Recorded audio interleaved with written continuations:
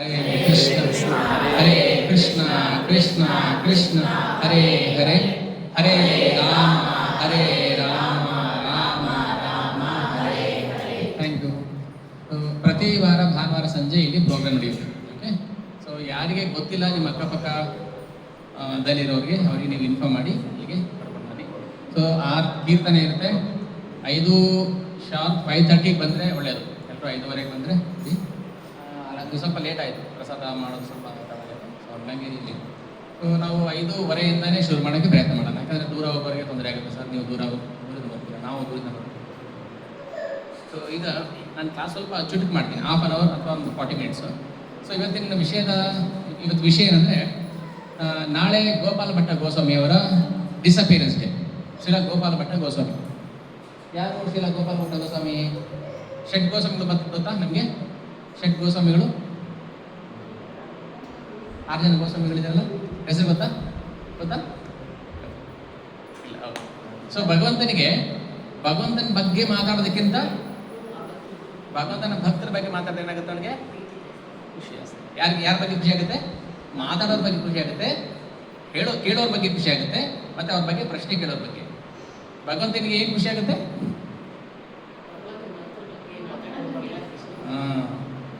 ತಸ್ಮಾ ಭಾರತ ಸರ್ವಾತ್ಮ ಭಗವಾನ್ ಈಶ್ವರೋ ಹರಿಃ ಶ್ರೋತವ್ಯ ಕೀರ್ತಿತವ್ಯಶ್ಚ ಸ್ಮರ್ತವ್ಯಶ್ಚ ಇಚ್ಛತ ವಯಂ. ಶ್ರೋತವ್ಯ ಅಂದರೆ ಫಸ್ಟ್ ಕೇಳಿಸ್ಕೋಬೇಕು ಅವ್ರ ಬಗ್ಗೆ, ಆಮೇಲೆ ಅವ್ರ ಬಗ್ಗೆ ಗುಣಗಾನ ಮಾಡಬೇಕು, ಮತ್ತೆ ಅವ್ರ ಬಗ್ಗೆ ಸ್ಮರಣೆ ಮಾಡಬೇಕು. ಇಷ್ಟೇ ನಮ್ಮ ಲೈಫಲ್ಲಿ ಮಾಡಬೇಕಾಗಿರೋದು. ಇದು ಯಾರು ಹೇಳ್ತಾರೆ? ಶುಕಮುನಿಗಳು ರಾಜ ಪರೀಕ್ಷಿತನಿಗೆ ಹೇಳೋದು. ಪರೀಕ್ಷಿತನಿಗೆ ಕೇಳ್ತಾರೆ, ನಾವು ಜೀವನದಲ್ಲಿ ಮಾಡಲೇಬೇಕಾದಂಥ ಕೆಲಸ ಏನು ಮಾಡ್ಬೇಕು? ನಾವು ಮಾಡಲೇಬೇಕಾದ ಕೆಲಸ ಏನು? ನಾವೇನು ಮಾಡ್ಬೇಕು ಜೀವನದಲ್ಲಿ?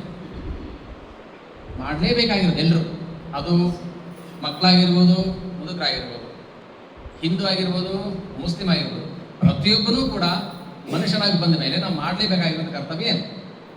ಯಾರು ಸ್ಮರಣೆ ಮಾಡಬೇಕು, ಯಾರು ಜಪ ಮಾಡಬೇಕು, ಯಾರು ಸೇವೆ ಮಾಡಬೇಕು. ಸೊ ಇದು ಪರೀಕ್ಷಿತನ ಪ್ರಶ್ನೆ.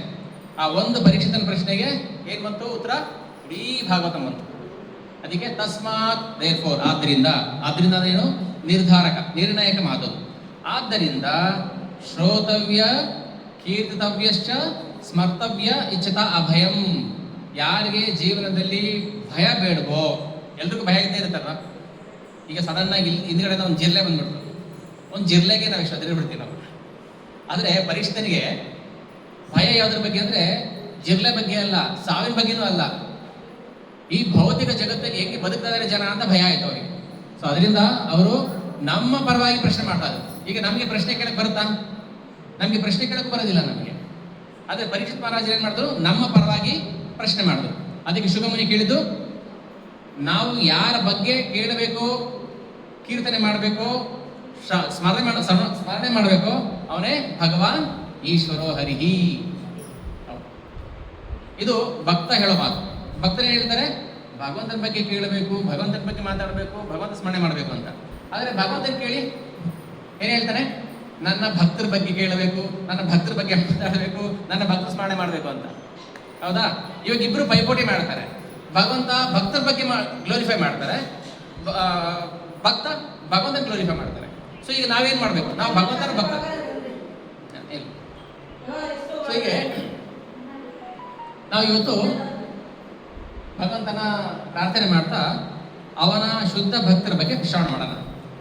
ಶ್ರೀಲ ಗೋಪಾಲ ಭಟ್ಟ ಗೋಸ್ವಾಮಿ ಇವರು 15ನೇ ಶತಮಾನದ ಪ್ರಾರಂಭದಲ್ಲಿ, ಅಂದರೆ ಚೈತನ್ಯ ಮಹಾಪ್ರಭುಗಳು ಅವತಾರ ಮಾಡಿದ ಕೆಲವು ವರ್ಷಗಳ ನಂತರ ಇವರ ಆವಿರ್ಭಾವ ಆಗುತ್ತೆ. 1503ನೇ ಇಸ್ವಿ ಇಲ್ಲಿ ನಮ್ಮ ದಕ್ಷಿಣ ಭಾರತದ ಶ್ರೀರಂಗಂ ಕ್ಷೇತ್ರದಲ್ಲಿ. ಶ್ರೀರಂಗಮಲ್ಲಿ ಶ್ರೀ ವೈಷ್ಣವರು ಅಲ್ವಾ? ಶ್ರೀರಂಗಂ ಯಾರಿಗೆ ತುಂಬ ಪ್ರಸಿದ್ಧವಾದ ದೇವಸ್ಥಾನ? ಶ್ರೀ ವೈಷ್ಣವರಿಗೆ, ರಾಮಾನುಜ ಸಂಪ್ರದಾಯ.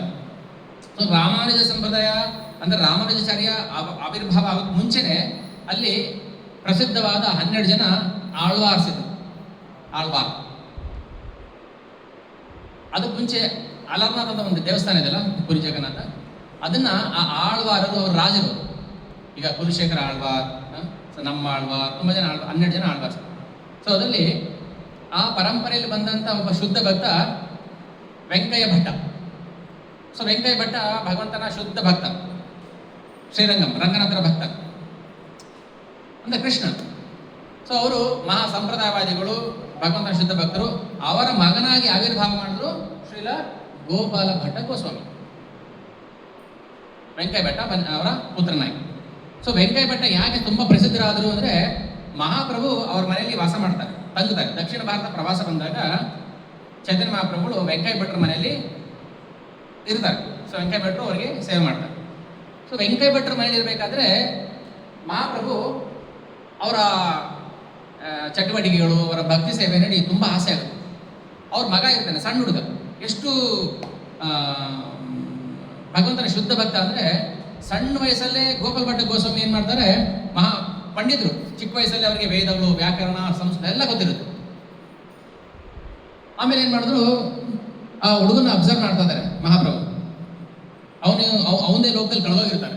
ಪ್ರತಿದಿನ ಯಾವ ಪ್ರತಿಕ್ಷಣ ಹೇಗೆ ಉದ್ದವ ಕೃಷ್ಣಂದು ಗೊಂಬೆ ಇಟ್ಕೊಂಡು ಆಟ ಆಡ್ತಾ ಇದ್ನೋ, ಹಾಗೆ ಗೋಪಾಲ ಭಟ್ಟ ಗೋಸ್ವಾಮಿಯನ್ನು ಸಣ್ಣ ವಯಸ್ಸಲ್ಲೇ ಭಗವಂತನ ಬಗ್ಗೆ ಫೋಟೋ ಇಟ್ಕೊಂಡು, ಅವ್ರ ಗೊಂಬೆಗಳು ಇಟ್ಕೊಂಡು ಪೂಜೆ ಮಾಡ್ತಾ ಇರ್ತಾರೆ. ಅವನ ಹತ್ರನೇ ಮಾತಾಡೋತಾರೆ. ಅಂದ್ರೆ ಆಗ ಭಕ್ತನ ಭಾವ ಏನಿರುತ್ತೆ, ಭಗವಂತ ಎಲ್ಲೋ ಇಲ್ಲ, ನನ್ನ ಜೊತೆ ಇದ್ದಾನೆ, ನನ್ನ ಮಾತುಗಳನ್ನ ಕೇಳಿಸ್ಕೊತಾ ಇದ್ದಾನೆ, ನನ್ನ ಜೊತೆ ಆಟ ಆಡ್ತಾ ಇದ್ದಾನೆ ಅನ್ನೋ ಭಾವ ಬರುತ್ತೆ, ತದ್ಭಾವ. ಸೊ ಗೋಪಾಲ ಭಟ್ಟ ಗೋಸ್ವಾಮಿ ಏನ್ ಮಾಡ್ತಾರೆ, ಸಣ್ಣ ಹುಡುಗ ಇದ್ದಾಗಲೇ ಆ ಭಗವಂತನ ಪರತಿಯಾಗಿದ್ದಂಥ ಭಾವ ನೋಡಿ ಮಹಾಪ್ರಭು ಏನ್ ಮಾಡ್ತಾರೆ, ಅವರಿಗೆ ಒಂದು ಆಜ್ಞೆ ಮಾಡ್ತಾರೆ. ಅಂದ್ರೆ ಇವನ ವಿದ್ಯಾಭ್ಯಾಸ ಆದ್ಮೇಲೆ ಇವರು ಗಂಡಕಿಗೆ ಬರ್ತಾರೆ, ನೇಪಾಳ. ಅಲ್ಲಿಗೆ ಮಹಾಪ್ರಭು ಅವ್ರನ್ನ ಕಳಿಸ್ತಾರೆ. ಅಲ್ಲೋದಾಗ ಗೋಪಾಲ ಭಟ್ಟ ಗೋಸ್ವಾಮಿ ಏನ್ ಮಾಡ್ತಾರೆ, ಆ ಗಂಡಕಿ ನದಿಯಲ್ಲಿ ಸ್ನಾನ ಮಾಡಿ ಅಲ್ಲಿಂದ ಒಂದು ಶಾಲಿಗ್ರಾಮ ತರ್ತಾರೆ. ಆ ಶಾಲಿಗ್ರಾಮ ಅವ್ರಿಗೆ ಗೊತ್ತಿಲ್ಲ ಶಾಲಿಗ್ರಾಮ ಏನು ಹೇಗಂತ. ಅದು ಶಾಲಿಗ್ರಾಮ ಮತ್ತೆ ನೀರಲ್ಲಿ ಬಿಟ್ಬಿಡ್ತಾರೆ. ಮತ್ತೆ ತಾನಾಗಿ ಒಂದು ಶಾಲಿಗ್ರಾಮ ಕೈಯಲ್ಲಿ ಬಂದು ಕೂತ್ಕೊಳ್ಳುತ್ತೆ. ಅಂದ್ರೆ ಶಾಲಿಗ್ರಾಮ ವಿಷ್ಣು. ಸೊ ಈ ಹುಡುಗ ಏನ್ ಮಾಡಿದ್ರು, ಗೋಪಾಲ ಭಟ್ಟ ಗೋಸ್ವಾಮಿ ಅದನ್ನ ತಗೊಂಡು ಅವ್ರ ಮನೆ ಇಟ್ಕೊಳ್ತಾರೆ, ಅದನ್ನ ದಿನನಿತ್ಯ ಪೂಜೆ ಮಾಡ್ತಾರೆ.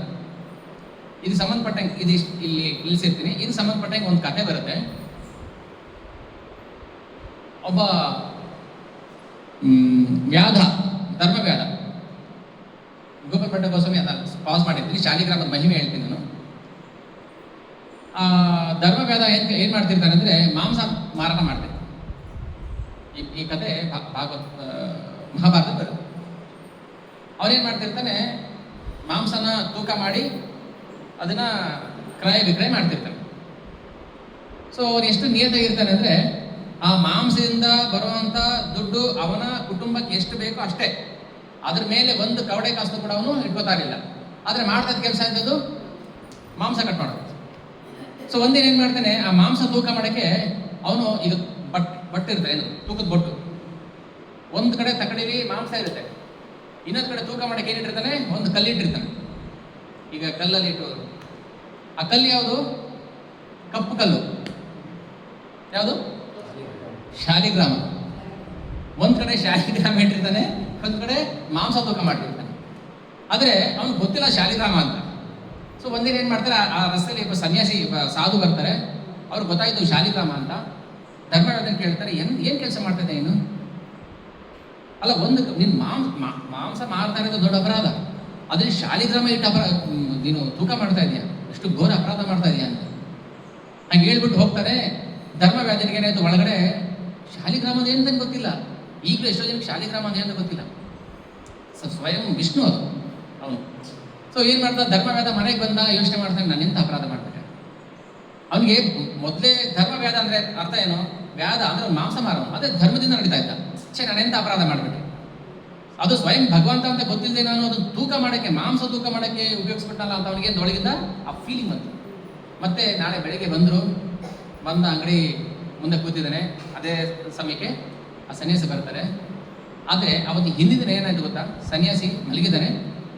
ಅವನ ಕನಸಲ್ಲಿ ಸ್ವಯಂ ಭಗವಾನ್ ವಿಷ್ಣು ಹೋಗಿ ಹೇಳ್ತಾರೆ, ನೀನು ಧರ್ಮವ್ಯಾಧಿನ ಬಗ್ಗೆ ಅಪ್ಪು ಸಮझ में आ रहा है ना, जो हिंदी वाले धर्म आपको समझ में हाँ.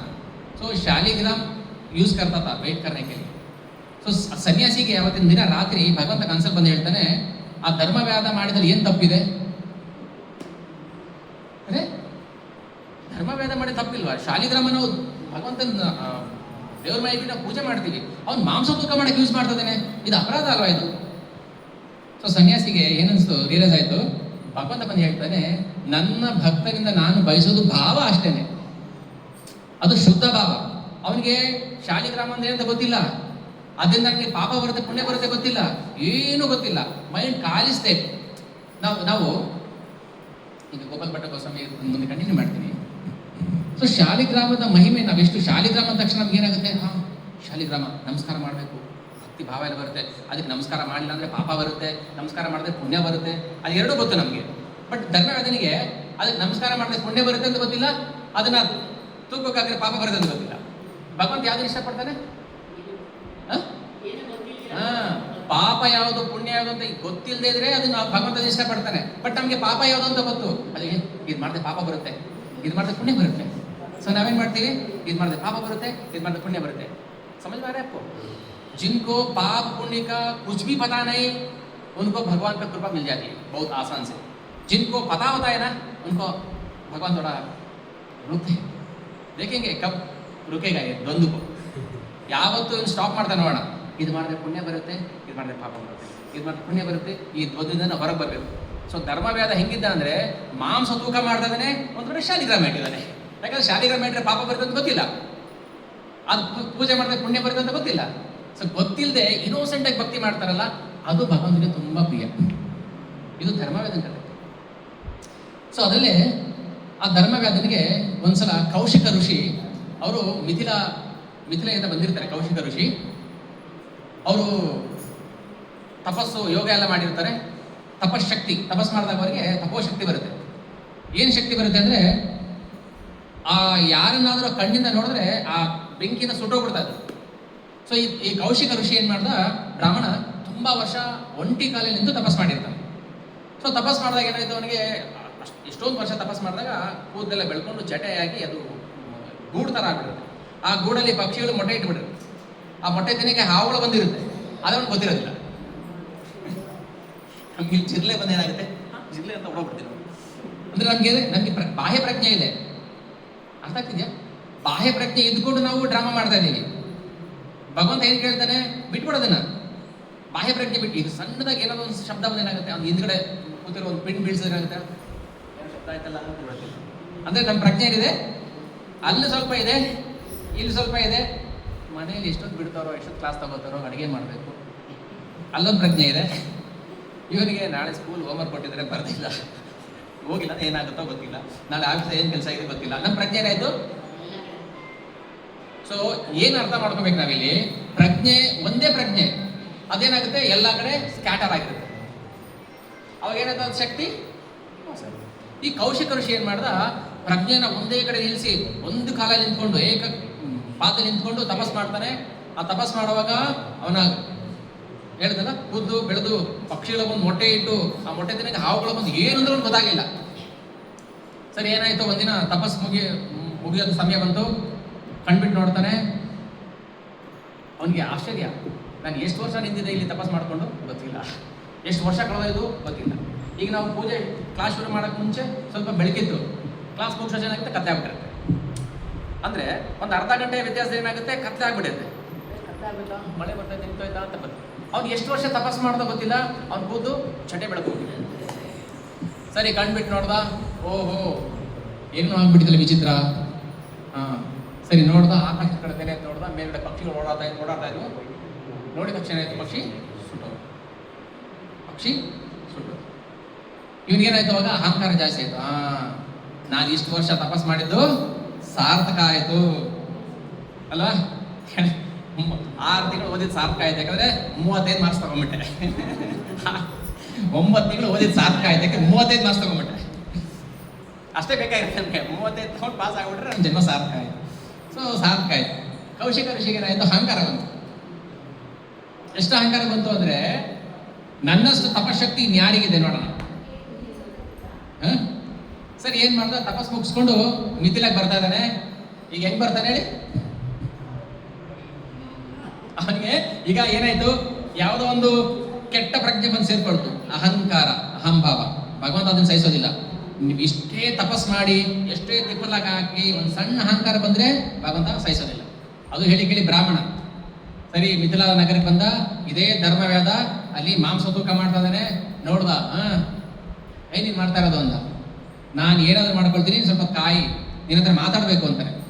ನನಗೆಷ್ಟು ಶಕ್ತಿ ಬಂದಿದೆ, ತಪಶಕ್ತಿ, ನನಗೆಲ್ಲ ಜ್ಞಾನ ಇದೆ, ನಾನಿಗೆ ಬೋಧನೆ ಮಾಡಬೇಕು, ಏನು ಸಮಯ ಕೊಡು ನನಗೆ ಅಂತ ಬ್ರಾಹ್ಮಣ ವ್ಯಾಧನ ಕೇಳ್ತಾನೆ. ವ್ಯಾಧ ಹೇಳ್ತಾನೆ, ನೀನು ಕಂಡು ಬಿಟ್ರೆ ಸುಟ್ಟೋಗಕ್ಕೆ ನಾನು ಪಕ್ಷಿ ಅಲ್ಲ. ಅರೆ ಅಹಂಕಾರ ಏನಾಯ್ತು, ಸರ್ರ ಅಂತ ಕೇಳಬೇಕು.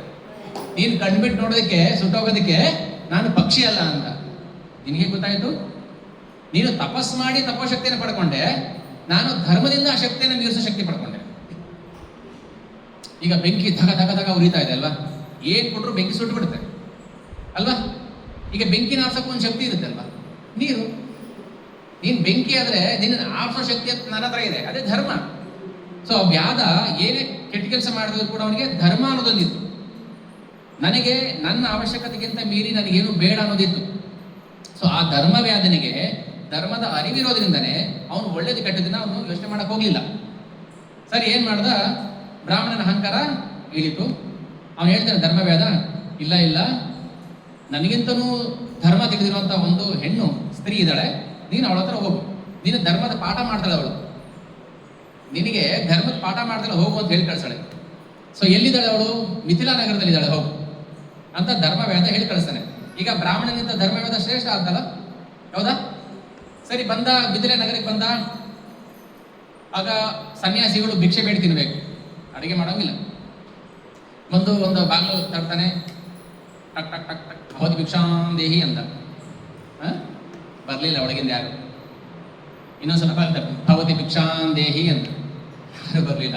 ಸ್ವಲ್ಪ ಏನಾಯ್ತು, ಕೋಪ ಜಾಸ್ತಿ. ಇನ್ನೊಂದ್ಸಲ ಮಾಡ್ದ, ಭವತಿ ಭಿಕ್ಷಾಂದೇಹಿ, ಯಾರು ಬರಲಿಲ್ಲ. ಮತ್ತಿನ್ನೊಂದ್ಸಲ ಭವತಿ ಭಿಕ್ಷಾಂದೇಹಿ ಅಂದ, ಏನಾಯ್ತು, ತಪಸ್ಸೆಲ್ಲ ಇಷ್ಟು ವರ್ಷ ತಪಸ್ ಮಾಡಿ ತಲೆ ಕೂದಲೆಲ್ಲ ಜಟೆಗಟ್ಟಿ ಮೊಟ್ಟೆ ಹಾವು ಒಂದು ಏನು ಗೊತ್ತಾಗ ಇಷ್ಟೆಲ್ಲ ಮಾಡಿಬಿಟ್ಟ ಕೂಡ ಒಬ್ಬ ಧರ್ಮವ್ಯಾಧಿನಿಂದ ಅವನಿಗೆ ಪಾಪ ನಾಶ ಆಯ್ತು, ಅಂದ್ರೆ ಪುಣ್ಯ ನಾಶ ಆಯ್ತು ತಪಸ್ಸಿಂದು. ಬಾಗಿಲು ತಡ್ತಾನೆ. ಆಮೇಲೆ ಸ್ತ್ರೀ ಬರ್ತಾಳೆ, ನೀನು ಕಣ್ಬಿಟ್ಟು ನೋಡಿದ್ರೆ ಸುಟ್ಟೋಕೆ ನಾನು ಪಕ್ಷಿ ಅಲ್ಲ. ಇವಳಿಗೆ ಹೆಂಗ್ ಗೊತ್ತಾಯ್ತು, ನಿನ್ಗೆ ಗೊತ್ತಾಯ್ತು ತಾಯಿ? ಹೇಳ್ತಾಳೆ, ನನ್ಗೆ ಧರ್ಮ ಗೊತ್ತಿದೆ, ಇಷ್ಟೊತ್ತು ನೀನು ಬಾಗಿಲು ಬಡ್ದಿಯಲ್ವಾ, ನಾನು ಯಾಕೆ ಬರಲಿಲ್ಲ? ನನಗೆ ಪತಿ ಸೇವೆ ಮಾಡ್ತಾ ಇದ್ದೆ, ಗಂಡನಿಗೆ ಊಟ ಬಡಿಸ್ತಾ ಇದ್ದೆ, ಅವ್ನು ಊಟ ಆಗೋ ತನಕ ನಾನು ಕಾಯ್ತಾ ಇದ್ದೆ, ನೀನು ಬಾಗಿಲು ತಟ್ಕೋತಾ ಇದ್ದೆ, ತಟ್ಕೊ ಹೋಗೋದ್ರೆ ನಾನು ಸುಮ್ಮನೆ ಕೂತ್ಕೊಂಡೆ. ಇದು ಯಾವ ಧರ್ಮ ಇದು? ಹೆಂಗ್ ಅರ್ಥ ಮಾಡ್ಕೋಬೇಕು ನಾವು ಧರ್ಮನ? ನಾವು ಮೇಲ್ನೋಟಕ್ಕೆ ಏನ್ ಕಾಣಿಸುತ್ತೋ ಅದು ಧರ್ಮ ಅಲ್ಲ, ಆ ಧರ್ಮದ ಸೂಕ್ಷ್ಮತೆ ಅರ್ಥ ಮಾಡ್ಕೋಬೇಕು ನಾವು. ಕಡಲೆಕಾಯಿ ಮೇಲ್ನೋಟದ ಕಡಲೆಕಾಯಿ ಏನ್ ಕಾಣಿಸುತ್ತೆ, ಚಿಲ್ಕ ಕಾಣಿಸುತ್ತೆ, ಅದು ಒಳಗೆ ಓಪನ್ ಮಾಡಿದ್ರೆ ಬೀಜ ಗೊತ್ತಾಗೋದು ನಮಗೆ. ಇದೇನ ಕಡಲೆಕಾಯಿ ಈ ತರ ಇದೆ ಅಂತ ಬಿಸಾಕ್ಬಿಟ್ರೆ ಯಾರು ಲೂಸ್? ಕಳ್ಕೊಳ್ಳೋದು ಯಾರು? ನಾವೇ. ಧರ್ಮದ ಸೂಕ್ಷ್ಮತೆನ ಓಪನ್ ಮಾಡ್ಬೇಕು. ಅದೇಂಗ್ ಓಪನ್ ಮಾಡಕ್ಕಾಗುತ್ತೆ? ಹೆಂಗ್ ಕಾಣಿಸುತ್ತೆ ನಮ್ದು ಧರ್ಮದ ಸೂಕ್ಷ್ಮತೆ? ಅದಕ್ಕೆ ಆಚಾರ್ಯರು ಬರ್ತಾರೆ, ಆಯ್ತಾ? ಸೊ ಈಗೇನಾಯ್ತು, ಆ ಧರ್ಮವೇದ ಶಾಲಿಗ್ರಾಮ ಇಟ್ಟು ತೂಕ ಮಾಡ್ತಿರ್ತಾನಲ್ಲ, ಅವ್ನು ಮಾಡಿದ್ದು ಶಾಸ್ತ್ರದ ಪ್ರಕಾರ ಒಳ್ಳೇದೇ. ಯಾಕಂದ್ರೆ ಅವನಿಗೆ ಪಾಪದ ಅರಿವು ಇಲ್ಲ, ಪುಣ್ಯದ ಅರಿವು ಇಲ್ಲ, ಎರಡೂ ಇರಬಾರ್ದು. ಪಾಪದ ಅರಿವಿದೆ, ಪುಣ್ಯದ ಅರಿವಿಲ್ಲ ಅಂತಂದ್ರೆ ಅದು ನಷ್ಟ. ಪುಣ್ಯದ ಅರಿವಿದೆ, ಪಾಪದ ಅರಿವಿಲ್ಲ ಅಂದ್ರೆ ಅದು ವ್ಯರ್ಥ. ಈಗ ನಾವು ಯಾವ ಹಂತದಲ್ಲಿದ್ದೀವಿ? ಒಂದು ಪಾಪ ಅಂದ್ರೆ ಗೊತ್ತಿಲ್ಲ, ಪುಣ್ಯ ಅಂದ್ರೆ ಗೊತ್ತಿಲ್ಲ, ಆದ್ರೆ ಅಜ್ಞಾನದಿಂದ ಪಾಪ ಮಾಡ್ತಾ ಇದ್ದೀವಿ, ಆಯ್ತಾ? ಸೊ ಇಲ್ಲಿ ಒಂದು ಉದಾಹರಣೆ, ಮಹಾಭಾರತದಲ್ಲಿ ತುಂಬಾ ಕೆಟ್ಟ ಮನುಷ್ಯ ಅಂದ್ರೆ ಯಾರು? ಉದಾಹರಣೆಗೆ ದುರ್ಯೋಧನ. ಯಾರು ಹೇಳಿದ್ರಿ? ದುರ್ಯೋಧನ. ಯಾಕೆ ಕೆಟ್ಟವನು? ನಾವು ಕೆಟ್ಟವರು ಅಂತ ಯಾರನ್ನ ಕರಿತೀವಿ? ಅವನಿಗೆ ಪಾಪ ಪುಣ್ಯ ಗೊತ್ತಿಲ್ಲ ಅಂತನಾ? ಪಾಪ ಪುಣ್ಯ ಗೊತ್ತಿದೆ ಆದ್ರೆ ಮಾಡ್ತಾ ಇಲ್ಲ. ಪಾಪ ಪುಣ್ಯ ಗೊತ್ತಿಲ್ಲದಿರೋನ್ನ ಪಾಪಿ ಅಂತ ಕರೆಯೋದಿಲ್ಲ. ನೆನಪಲ್ಲಿ ಇಟ್ಕೊಳ್ಳಿ, ಇದೆಲ್ಲ ಹೊಸ ಹೊಸ ವಿಷಯಗಳು, ಏನೋ ಹೇಳ್ತಾರಲ್ಲ ಅಂತ ಅನ್ಸಬಾರ್ದು ನಮಗೆ ಹೊಸ ವಿಷಯಗಳು ಹೇಳೋ ವಿಚಾರ ಸರಿನೇ ಇರುತ್ತೆ. ದುರ್ಯೋಧನಿಗೆ ಪಾಪ ಪುಣ್ಯ ಎರಡು ಗೊತ್ತಿತ್ತು, ರಾವಣನಿಗೆ ಪಾಪ ಪುಣ್ಯ ಎರಡು ಗೊತ್ತಿತ್ತು, ಕಂಸನಿಗೆ ಪಾಪ ಪುಣ್ಯ ಎರಡು ಗೊತ್ತಿತ್ತು. ಎರಡು ಗೊತ್ತಿದ್ದು ಕೂಡ ಆಚರಣೆ ಮಾಡಿಲ್ವಲ್ಲ, ಅದಕ್ಕೆ ಅವ್ರನ್ನ ದುಷ್ಟರು, ದುರ್ಲಭ ಅಂತ ಕರೆದಿತ್ತು. ಈಗ ನಮ್ಗೆ ಕಳ್ಳತನ ಮಾಡೋದು ಪಾಪನ ಪುಣ್ಯನೋ? ಭಗವದ್ಗೀತೆ ಓದೋದು ಪಾಪನ ಪುಣ್ಯನೋ? ಗೊತ್ತು ತಾನೆ ನಮಗೆ. ಸರಿ, ನಮ್ಮನ್ನ ಬಿಟ್ಬಿಡಲ್ಲ. ದಾರಿ ಹೋಗೋವನಿಗೆ ಕೊಲೆ ಮಾಡೋದು ಪಾಪನ ಪುಣ್ಯನೋ? ಪಾಪ. ಕಳ್ಳತನ ಮಾಡೋದು ಪಾಪನ ಪುಣ್ಯನೋ? ಪಾಪ. ಸುಳ್ಳು ಹೇಳಿದ ಪಾಪನ ಪುಣ್ಯನೋ ಪಾಪ, ಹೆಂಡ ಕುಡಿದ ಪಾಪನ ಪುಣ್ಯನೋ ಪಾಪ, ಗೊತ್ತವನಿಗೆ. ಹೆಂಡ ಕುಡಿಯೋರ್ಗೂ ಪಾಪ ಪುಣ್ಯ ಅಂತ ಗೊತ್ತಿರುತ್ತೆ ಅಲ್ವಾ? ಗೊತ್ತಿರುತ್ತೆ ಅಲ್ವಾ? ಪಾಪ ಪುಣ್ಯ ಗೊತ್ತಿದ್ದು ಕೂಡ ಅವನು ಆಚರಣೆ ಮಾಡಕ್ಕೆ ಯಾಕೆ ಆಗ್ತಾ ಇಲ್ಲ? ಯಾವಾಗ ಕಳೆಯೋದು ಮತ್ತೆ ಕರ್ಮ? ದುರ್ಯೋಧನ ಹೇಳ್ತೇನೆ, ಜಾನಾಮಿ ಧರ್ಮಂ ನಚಮೇ ಪ್ರವೃತ್ತಿ, ಜಾನಾಮಿ ಅಧರ್ಮಂ ನಚಮೇ ನಿವೃತ್ತಿ. ಧರ್ಮ ಯಾವುದು ಅಂತ ಗೊತ್ತಿದೆ, ಆದ್ರೆ ಮಾಡಕ್ಕಾಗ್ತಾ ಇಲ್ಲ.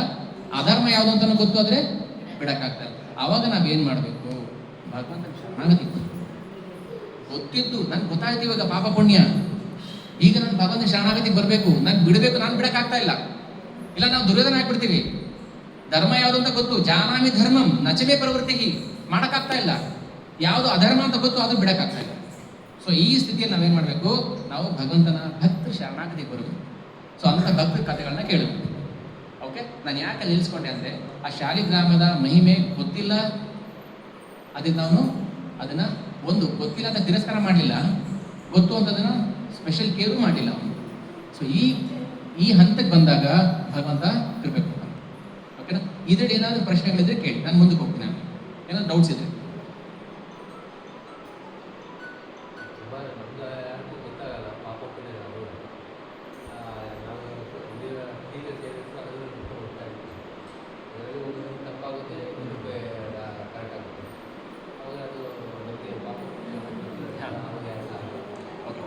ಪ್ರಮುಖ ಪ್ರಶ್ನೆ ಏನಂದ್ರೆ, ಈಗ ನಮಗೆ ಪಾಪ ಪುಣ್ಯ ಅಂತ ಗೊತ್ತಿರೋದಿಲ್ಲ. ಕೆಲವು ಸಮಯ ಏನಾಗುತ್ತೆ, ಪಾಪನ ಪುಣ್ಯ ಅನ್ಕೊಂಡಿರ್ತೀವಿ, ಪುಣ್ಯನ ಪಾಪ ಅನ್ಕೊಂಡಿರ್ತೀವಿ. ಅಂದ್ರೆ ಅಲ್ಲಿ ಪಾಪ ಪುಣ್ಯದ ಬೆಲೆ ನಮ್ಗೆ ಗೊತ್ತಿದೆ, ಬಟ್ ಇದು ಪಾಪನ ಪುಣ್ಯ ಅಂತ ಗೊತ್ತಿಲ್ಲ ಅಷ್ಟೇ.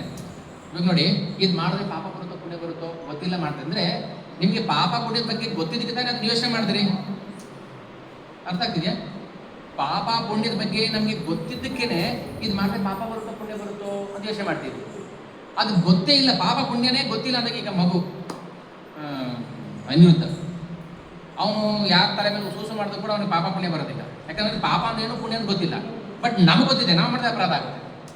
ಅಂದ್ರೆ ಗೊತ್ತಿಲ್ಲದ ಏನು ಅದ್ರ ಬಗ್ಗೆ ಯೋಚನೆ ಮಾಡದೆ ಹೋದ್ರೆ, ಈಗ ಧರ್ಮವ್ಯಾಧ ಅವನಿಗೆ ಅದ್ರ ಬಗ್ಗೆ ಏನು ಯೋಚನೆ ಬಂದಿಲ್ಲ, ಪ್ಯೂರ್ ಕ್ಲೀನ್ ಸ್ಲೇಟ್. ಆ ಕಂಡೀಷನ್ ಬಂದಾಗ ಮಾತ್ರ ಪಾಪ ಪುಣ್ಯದ ಬಗ್ಗೆ ನಮಗೆ ಯೋಚನೆ ಮಾಡೋ ಅವಶ್ಯಕತೆ ಇಲ್ಲ. ಯಾವಾಗ ನಾವಿನ್ನೂ ನಮ್ಮಲ್ಲಿ ಪಾಪ ಪುಣ್ಯದ, ಈಗ ಒಂದು ಉದಾಹರಣೆ ಕೊಟ್ಬಿಡ್ತೀವಿ. ಶುಕಮುನಿಗಳು ಅವತಾರ ಮಾಡಿದಾಗ 12 ವರ್ಷ ತಾಯಿ ಗರ್ಭದಲ್ಲಿದ್ದರು. ತಾಯಿ ಗರ್ಭದಿಂದ ಹೊರಗೆ ಬರೋಕ್ಕೆ ಭಯ ಆಯಿತು. 12 ವರ್ಷ ಯಾರು ಇರ್ತಾರೆ ಗರ್ಭದಲ್ಲಿ? 12 ತಿಂಗಳು ಕಷ್ಟ. ರಾಮ ಅವತಾರ ಆದಾಗ 12 ತಿಂಗಳು ಗರ್ಭದಲ್ಲಿ. 12 ವರ್ಷ ಶುಕಮುನಿ ಒಳಗೆ ಆಚೆ ಬರಲಿಲ್ಲ. ಯಾಕಂದ್ರೆ ಈ ಜಗತ್ತು ಘೋರ ಮಾಯ, ನಾನು ಇಲ್ಲಿ ಸಿಕ್ಕಾಕೊಳ್ಳೋಕೆ ಇಷ್ಟಪಡೋದಿಲ್ಲ. ಆದ್ರೆ ಒಂದು ಕಂಡೀಷನ್, ವೇದವ್ಯಾಸ ಹೇಳ್ತಾರೆ, ಆಯ್ತು ನಿನಗೆ ಮಾಯೆಗೆ ಸಿಗದೇ ಇರುವಂತ ಉಪಾಯ ನಾನು ಹೇಳ್ತೀನಿ ಅಂದ್ರೆ ಶ್ರೀಮಂತ ಆಗೋದು. ಸೊ ಅವಾಗ ಹೊರಗಡೆ ಬರ್ತಾರೆ. ಬಂದ ತಕ್ಷಣ ಏನಾಗುತ್ತೆ, ಅವರಿಗೆ ವಿರಕ್ತಿ ಬಂದ್ಬಿಡುತ್ತೆ ಜೀವನದ ಮೇಲೆ. ಜಿಗುಪ್ಸೆ ಇಲ್ಲ, ವೈರಾಗ್ಯ ಬಂದ್ಬಿಡುತ್ತೆ. ಅಂದ್ರೆ ಹೇಗೆ ಊಟದಾಗ ಹೇಗಿರ್ತೀವಿ ನಾವು ಹಾಗೆ ಹೊರಟು ಬಿಡ್ತಾರೆ. 16 ವರ್ಷದ ಒಂದು ಪುರದ್ರೂಪಿ ಯುವಕ, ಅವ್ರು ಹೋಗ್ಬೇಕಾದ್ರೆ ಯಮುನಾ ನದಿಲಿ ಅಲ್ಲಿ ಸ್ತ್ರೀಯರು ಯುವತಿಯರು ಸ್ನಾನ ಮಾಡ್ತಿರ್ತಾರೆ, ಭಾಗವತಮಲ್ಲಿದೆ. ಸೊ ಅವ್ರು ಬಂದಾಗ ಏನ್ ಮಾಡ್ತಾರೆ, ಅವ್ರು ಎದ್ದು ನಿಂತು ನಮಸ್ಕಾರ ಮಾಡ್ತಾರೆ. ಅಂದ್ರೆ 16 ವರ್ಷದ ಸುಂದರ ಹುಡುಗ, ಅವ್ರು ಬೆತ್ತಲೆ ಇದ್ದಾರೆ, ಬೆತ್ತಲೆ ಸ್ನಾನ ಮಾಡ್ತಾರೆ. ಅವ್ರ ಬಗ್ಗೆ ಅವರಿಗೆ ಅಸಹ್ಯ ಬರಲಿಲ್ಲ ಅಥವಾ ನಾಚಿಕೆ ಆಗಲಿಲ್ಲ ಅವ್ರಿಗೆ. ಅವ್ರ ಹಿಂದೆ ವೇದವ್ಯಾಸ ಬರ್ತಾರೆ, ಓ ಶುಕ ಹೋಗ್ಬೇಡ, ನಿಂತ್ಕೋ. ವ್ಯಾಮೋಹ ಇದ್ದವರಲ್ಲಿ, ವ್ಯಾಮೋಹ ಇದ್ದಕ್ಕೆ ತಾನೇ ಬಂದರು, ದಯವಿಟ್ಟು ಹೋಗ್ಬೇಡ, ನನ್ನ ಬಿಟ್ಟು ನಿಂತ್ಕೋ ಪ್ಲೀಸ್. ಅವ್ರು ಬಂದಾಗ ಏನಾಗುತ್ತೆ, ಆ ಸ್ತ್ರೀಯರು ಮುಚ್ಕೊಡ್ತಾರೆ. ಯಾಕೆ? ಇವರು ಇನ್ನು ಹುಡುಗ, ನೋಡಿದ್ರೆ ಅವ್ರಿಗೆ ಆ ಥರ ಮಾಡ್ಬೇಕಿತ್ತು. ಬಟ್ ಇವರು ಮುದುಕರಾಗಿದ್ರು, ವಯಸ್ಸಾಗಿತ್ತು, ಗೃಹಸ್ಥರು ವೇದವ್ಯಾಸ. ಸೊ ಇವ್ರು ಬಂದಾಗ ಯಾಕೆ ಆ ಸ್ತ್ರೀಯರು ಮುಚ್ಕೊಳ್ತಾರೆ? ಯಾಕಂದ್ರೆ ಇವರಿಗೆ ಸ್ತ್ರೀ ಅಂದ್ರೆ ಏನು, ಕಾಮ ಅಂದ್ರೆ ಏನು, ಜೀವನ ಅಂದ್ರೆ ಗೊತ್ತಿದೆ. ಶುಕಮುನಿಗೆ ಏನೂ ಗೊತ್ತಿಲ್ಲ. ಸ್ತ್ರೀನೂ ಒಂದೇ, ಕಲ್ಲು ಒಂದೇ, ಮಣ್ಣು ಒಂದೇ, ಚಿನ್ನನು ಒಂದೇ, ಅವರಲ್ಲಿ ಏನು ತಾರತಮ್ಯ ದ್ವಂದ್ವನೇ ಇಲ್ದಾಗ ಏನಾಗುತ್ತೆ, ಅದ್ರ ಬಗ್ಗೆ ಯೋಚನೆ ಬರೋದಿಲ್ಲ. ಪಾಪನಲ್ಲ ಪುಣ್ಯನ, ಆಯ್ತಾ? ಅಂದ್ರೆ ಪಾಪ ಪುಣ್ಯದ ಬಗ್ಗೆ ನಮ್ಗೆ ಏನೂ ಗೊತ್ತಿಲ್ಲದೆ ಇದ್ದಾಗ ನಾವ್ ಏನ್ ಮಾಡ್ತೀವೋ ಅದು ಭಗವಂತನ ಸೇವೆನೆ. ಪಾಪ ಪುಣ್ಯದ ಬಗ್ಗೆ ಗೊತ್ತಿದೆ, ಆದ್ರೆ ಇದು ಪಾಪನೋ ಪುಣ್ಯನೋ, ಅದೇ ದ್ವಂದ್ವ. ಈ ದ್ವಂದ್ವದಿಂದ ನಾವು ಹೊರಗಡೆ ಬಂದಾಗಲೇ ಶುಕಮುನಿ ಮುಕ್ತಾತ್ಮರಾಗೋದು. ಅದಕ್ಕೆ ಹೇಳೋದು ಇದೆಲ್ಲ ಮಾಡ್ಬೇಕು. ಹೊರಗಡೆ ನಾವು ಬರೋಕ್ಕಾಗಲ್ಲ, ಅದು ಅವ್ರು ತರಬೇಕು. ಯಾರು ಮಾಯಿಂದ ಹೊರಗಡೆ ಇರ್ತಾರೋ, ಈಗ ನಾನು ಬಾವಿ ಬಿದ್ದಿದ್ದೀನಿ, ಕಾಪಾಡಿ ಅಂತ ಹೇಳ್ತೀನಿ.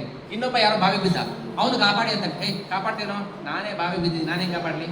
ಸೊ ನಾವೆಲ್ಲರೂ ಬದ್ಧ ಜೀವಿಗಳಾದ್ರಿಂದ ನಮ್ಮನ್ನು ನಾವು ಕಾಪಾಡ್ಕೊಳಕ್ ಆಗೋದಿಲ್ಲ. ಸೊ ನಾವೇನ್ ಮಾಡ್ಬೋದು ಅಂದ್ರೆ, ಒಂದು ಕೆಲಸ ಮಾಡೋಣ, ಏನು ಮಾಡೋಣ, ಇಬ್ಬರು ಬಾವಿ ಬಿದ್ದಿದ್ದೀವಿ, ಏನು ಮಾಡೋದು, ಮೇಲೆ ಯಾರು ಇದಾರ ನೋಡೋಣ. ಅಂದರೆ ಬಾವಿಯಿಂದ ಯಾರು ಹೊರಗಡೆ ಇರ್ತಾರೋ, ಮಾಯಿಂದ ಯಾರು ಹೊರಗಡೆ ಇರ್ತಾರೋ ಅವ್ರು ನಾವು ಹೆಲ್ಪ್ ಅಂತ ಕೇಳಬೇಕು. ಅವ್ರೇನು ಮಾಡ್ತಾರೆ, ನಮಗೆ ಒಂದು ಹಗ್ಗ ಬಿಡ್ತಾರೆ. ಆ ಹಗ್ಗ ಹಿಡ್ಕೊಂಡು ನಾವು ಮೇಲೆ ಬರಬೇಕು. ಒಬ್ಬ ಹೇಳ್ತಾನೆ, ಹಗ್ಗ ಬಿಟ್ಟಿದ್ರೆ ನೀನು ಹೋಗೋ, ನಾನು ಇಲ್ಲೇ ಇರ್ತೀನಿ. ಗುರು ಕೃಪೆ ಎಲ್ಲರಿಗೂ ಸಮಾನ ಕೊಡ್ತಾ ಇದ್ದಾರೆ, ಬಟ್ ನಾವು ಅದನ್ನ ಕೆಲವ್ರು ಅಕ್ಸೆಪ್ಟ್ ಮಾಡ್ಕೊಳ್ತಾರೆ, ಕೆಲವ್ರನ್ನ ಅದನ್ನ ರಿಜೆಕ್ಟ್ ಮಾಡ್ತಾರೆ. ಅದರಿಂದ ಯಾರು ಮಾಯಿಂದ ಹೊರಗಡೆ ಇರ್ತಾರೋ ಅವ್ರು ಶರಣಾಗತಿಗೆ ಬರ್ಬೇಕು ನಾವು. ಓಕೆ, ಈಗ ಭಗವಂತ ಅವನು ಮಾಯಾಧೀಶ, ನಾವು ಮಾಯಾಧೀನ. ಇನ್ಯಾರ ನಾವು ಆಶ್ರಯಿಸಬೇಕು? ಮಾಯಾ, ಮೂರನೇದು ಮಾಯಾಧೀಶ ಯಾರು? ಪ್ರಭು ಭಗವಾನ್. ಮಾಯಾಧೀನರ್ಯಾರು? ನಾವು. ಈಗ ನಾವು ಬಾವಿ ಬಿದ್ದಿದ್ದೀವಿ. ಈಗ ಬಾವಿಯಿಂದ ಹೊರಗಡೆ ಯಾರೋ ಇದ್ದಾರೆ. ಈಗ ಅವ್ರು ಏನೋ ಒಂದು ಹಗ್ಗ ಬಿಡಬೇಕು, ಮಾಧ್ಯಮ, ಅದು ಹಿಡ್ಕೊಂಡು ನಾವು ಮೇಲೆ ಬರಬೇಕು. ಆ ಹಗ್ಗಕ್ಕೆ ಏನು ಹೇಳ್ತೀವಿ ನಾವು? ಈಗ ಅವರು ಬಾವಿ ಒಳಗೂ ಇಲ್ಲ, ಆದರೆ ಬಾವಿ ಒಳಗೂ ಇದ್ದಾರೆ, ಆದರೆ ಬಾವಿನೂ ಇಲ್ಲ ಹಗ್ಗ. ಅದನ್ನ ಮಾಯಾತೀತ ಅಂತ ಕರೀತೀವಿ. ಓಕೆ, ಮಾಯಾಧೀಶ, ಮಾಯಾಧೀನ, ಮಾಯಾತೀತ. ಅರ್ಥ ಆಗ್ತಿದೆಯಾ? ಸೊ ಗುರು ಮಾಯಾತೀತ, ಅವರು ಮಾಯೆ ಸಿಕ್ಕವರಲ್ಲ, ಆದರೆ ಜೀವರು, ಆದರೆ ಬದ್ಧ ಜೀವರಲ್ಲ ಅವರು, ಮಾಯಾ. ಸೊ ಯಾವಾಗ ನಾವು ಅಂತಹ ಭಕ್ತರ ಆಶ್ರಯಕ್ಕೆ ಬರ್ತೀವೋ ಅವ್ರೇನು ಮಾಡ್ತಾರೆ, ನೇರವಾಗಿ ಭಗವಂತನ ಹತ್ರ ಬಿಡ್ತಾರೆ. ಓಕೆ, ಇದು ಕ್ಲಾರಿಟಿ ಸಿಗ್ತಾ? ನಾವೇ ಬಾವಿಯಿಂದ ಆಚೆ ಬರೋಕ್ಕಾಗಲ್ಲ. ಒಂದು ದಿನ ಇರ್ಬೋದು, 2 ದಿನ ಇರ್ಬೋದು, 3ನೇ ದಿನಕ್ಕೆ ನೀರು ಕುಡಿದ್ರೆ ಸಾಯ್ಬೇಕು. ಯಾವ ನೀರು ಪ್ರಾಣ ಉಳಿಸುತ್ತೋ ಅದೇ ನೀರು ಕುಡಿದ್ರೆ ಸಾಯ್ಬೇಕು. ಹೌದಲ್ವಾ? ಹಾಗೆ ಭೌತಿಕ. ಅರ್ಥ ಆಗ್ತಿದೆಯಾ? ಯಾವ ಜಗತ್ತು ನಮಗೆ ಸುಖ ಕೊಡ್ತಾ ಇದೀವೋ ಆ ಜಗತ್ತನ್ನೇ ಸಾಯ್ಬೇಕು ನಾವು, ದುಃಖವನ್ನು ಅನ್ಕೊಂಡು. ಬಟ್ ಅವರಿಗೆ, ಮಾಯಾತೀತರಿಗೆ ದುಃಖನೂ ಇಲ್ಲ, ಶುಕಮುನಿಗಳು ಹೇಗೆ ನಿರ್ದ್ವಂದ್ವ ನಿತ್ಯ ಸತ್ವಸ್ಥೋಹಿ ಅಂಥವ್ರಿಗೆ ಮಾತ್ರ ಭಗವಂತ. ಶುಕಮುನಿ ತಾಯಿ ಆರುಣಿ ಏನು ಹೇಳ್ತಾರೆ, ಬಟ್ ವೇದವ್ಯಾಸರು ಎಲ್ಲೂ ಅವರ ಪತ್ನಿ ಹೆಸರು ಹೇಳಿಲ್ಲ. ಓಕೆ, ಸೊ ಬೇರೆ ಬೇರೆ ಪುರಾಣದಲ್ಲಿ ಬೇರೆ ಬೇರೆ ಕಥೆ ಬರುತ್ತೆ. ಶುಕಮುನಿ ರಾಧಾರಾಣಿ ಬಾಯಿಂದ ಬಂದಂತಹ ಗಿಳಿ ಇರಲಿ. ಶುಕಮುನಿ ತಾಯಿ ರಾಧಾರಾಣಿನೇ ಅನ್ಕೊಳ್ಳೋಣ, ಯಾಕಂದರೆ ವೇದವ್ಯಾಸರು ಸಾಕ್ಷಾತ್ ಭಗವಂತನ ಅವತಾರ. ಸೊ ಈಗ ಅವರು ಹುಟ್ಟತಾನೆ ಮುಕ್ತಾತ್ಮರಾಗಿದ್ದರು. ಆ ಮುಕ್ತಾತ್ಮರ ಬಾಯಿಂದ ಶ್ರವಣ ಮಾಡಿದ ಪರೀಕ್ಷಿತ್ ಮಹಾರಾಜನಾದ ಮುಕ್ತಾತ್ಮ. ಅಂದರೆ ನಾವು ಯಾರ ಬಾಯಿಂದ ಶ್ರವಣ ಮಾಡ್ತೀವೋ ಅದೇ ಅವರಿಗೆ ತಲುಪುತ್ತೆ. ಈಗ ನಾನು ಹೇಳ್ತಾ ಇದ್ದೀನಿ, ನಾನು ಮಾತಾಡ್ತಾ ಇದ್ದೀನಿ ಅಂದಾಗ ನಾನು ಬದ್ಧಜೀವಿ. ಸೊ ನಾನು ಹೇಳೋದ್ರಿಂದ ಏನಾಗುತ್ತೆ, ನೀವು ಭದ್ರ ಆಗ್ತೀರಾ. ಅದಕ್ಕೆ ನಾನು ಹೇಳಬಾರ್ದು, ನನ್ನ ತಲೆ ಹೇಳಬಾರ್ದು. ನಮಗೆ ಭಗವಂತನ ಕೃಪೆಯಿಂದ ಏನು ಬರುತ್ತೆ, ಗುರು ಕೃಪೆಯಿಂದ ಅದನ್ನಷ್ಟೇ ಹೇಳಬೇಕು. ಯಾಕೆ ನಾನು ಮಾಯಾಧೀನ. ಸೊ ನಾನೇನು ಮಾಡ್ತೀನಿ, ನಿಮಗೆ ಹೆಲ್ಪ್ ಮಾಡ್ತಾ ಇದ್ದೀನಿ. ಹೇಗೆ ಪರಂಪರೆಯಿಂದ ಬಂದಿರೋ ಜ್ಞಾನವನ್ನು ನಾವು ಯಥಾರೂಪವಾಗಿ ರೂಪದ ಏನು ಹೇಳ್ತಾರೆ, ಆಚಾರ್ಯರು ಏನು ಹೇಳ್ತಾರೆ ಅದನ್ನು ನಮಗೆ ಡಿಸ್ಟ್ರಿಬ್ಯೂಟ್ ಮಾಡ್ತಾರೆ. ಹೌದಾ? ಸೊ ಹೀಗೆ ಗೋಪಾಲ್ ಭಟ್ರ ಕಥೆ ಮಾಡೋಣ. ಸೊ ಇಲ್ಲ, ಗೋಪಾಲ್ ಭಟ್ಟ ಗೋಸ್ವಾಮಿಯವರು ಗಂಡಗಿಗೆ ಹೋಗ್ತಾರೆ, ಶಾಲಿಗ್ರಾಮ ತರ್ತಾರೆ, ಶಾಲಿಗ್ರಾಮನ ಮನೆಯಲ್ಲಿ ಪೂಜೆ ಮಾಡ್ತಾ ಇರ್ತಾರೆ. ಅವತ್ತು ರಾತ್ರಿ ಅವರಿಗೆ ಕನಸಲ್ಲಿ ಕೃಷ್ಣ ಬಂದು ಹೇಳ್ತಾರೆ, ನೀನು ಇಲ್ಲಿಂದ ಅಂದರೆ ಶ್ರೀರಂಗಮಿಂದ ದಕ್ಷಿಣ ಭಾರತದಿಂದ ನೇಪಾಳಕ್ಕೆ ಹೋಗ್ತಾರೆ. ಅಲ್ಲಿ ಭಗವಂತನ ದರ್ಶನ ಆಗುತ್ತೆ ಅವರಿಗೆ. ಅವ್ರು ಭಗವಂತ ಆಜ್ಞೆ ಮಾಡ್ತಾನೆ, ಮೀನಿನ ಕಣ್ಣಿದೆಯಲ್ಲ ರಾಧಾ ರಮಣ, ನೋಡಿದ್ದೀರಾ? ರಾಧಾ ರಮಣ ಎಲ್ಲಿದ್ದಾರೆ? ವೃಂದಾವನದಲ್ಲಿ. ಎಲ್ಲಿದ್ದಾರೆ? ವೃಂದಾವನದಲ್ಲಿ ಅದನ್ನು ಪ್ರತಿಷ್ಠಾಪನೆ ಮಾಡಿದ್ದು ಶ್ರೀಲ ಗೋಪಾಲ್ ಭಟ್ಟ ಗೋಸ್ವಾಮಿ. ನಾವು ವೃಂದಾವನಕ್ಕೆ ಹೋದರೆ ಆ ದೇವಸ್ಥಾನವನ್ನು ನಾವು ದರ್ಶನ ಮಾಡ್ಕೊಂಡು ಬರಬೇಕು. ಅದು ಹೇಗೆ ಸಾಕ್ಷಾತ್ಕಾರ ಆಯಿತು ಅವರಿಗೆ ಅಂದರೆ, ಅವರು ಒಂದಿನ ಹೀಗೆ ಪೂಜೆ ಮಾಡಬೇಕಾದ್ರೆ ಅವರ ಮನೆಗೆ, ಅವರ ಆಶ್ರಮಕ್ಕೆ ಒಂದು ಹಸು ಬರುತ್ತೆ. ಹಸು ಬಂದು ಏನು ಮಾಡುತ್ತೆ, ಗೋಪಾಲ್ ಭಟ್ಟ ಗೋಸ್ವಾಮಿ ಅವ್ರನ್ನ ಕರ್ಕೊಂಡು ಹೋಗುತ್ತೆ. ಎಲ್ಲಿವರೆಗೆ ಕರ್ಕೊಂಡು ಹೋಗುತ್ತೆ, ಅದು ಹಾಲು ಸೋಸ್ಕೊಂಡೇ ಕರ್ಕೊಂಡು ಹೋಗುತ್ತೆ. ಅಂದರೆ ಗೋಪಾಲ್ ಭಟ್ಟ ಗೋಸ್ವಾಮಿ ಅವ್ರನ್ನ ಫಾಲೋ ಮಾಡ್ಕೊಂಡು ಹೋಗ್ತಾರೆ. ಹೋಗ್ತಾ ಒಂದು ಬೆಟ್ಟ, ದೊಡ್ಡ ಬೆಟ್ಟ ಇದೆ. ಆ ಬೆಟ್ಟದ ಮೇಲೆ ಹಸು ಹತ್ತುತ್ತೆ.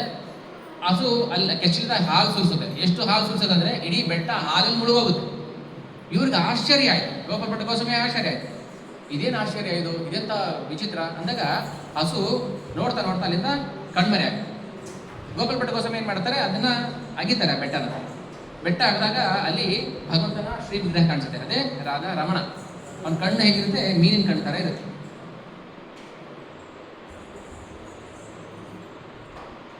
ಸ್ಕ್ರೀನ್ ಶೇರ್ ಮಾಡ್ತೀನಿ.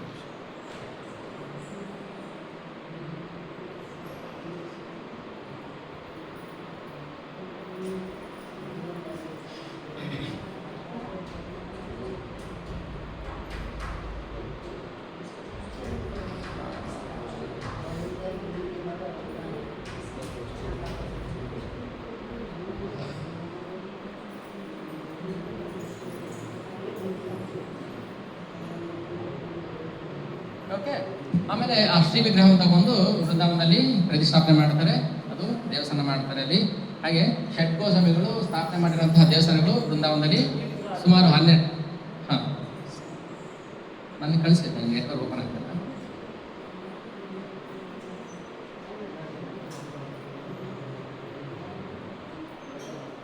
ಓಕೆ, ವೃಂದಾವನದಲ್ಲಿ ಸುಮಾರು 5,000 ದೇವಸ್ಥಾನ ಇದೆ. 5,000 ದೇವಸ್ಥಾನ. ಅದರಲ್ಲಿ ನಮ್ಮ ವೈಷ್ಣವ ಪರಂಪರೆ ಆಚಾರ್ಯರು ಪ್ರತಿಷ್ಠಾಪನೆ ಮಾಡಿರುವಂತಹ ಸುಮಾರು ದೇವಸ್ಥಾನಗಳಲ್ಲಿ 12 ಮುಖ್ಯ ದೇವಸ್ಥಾನಗಳಿದೆ.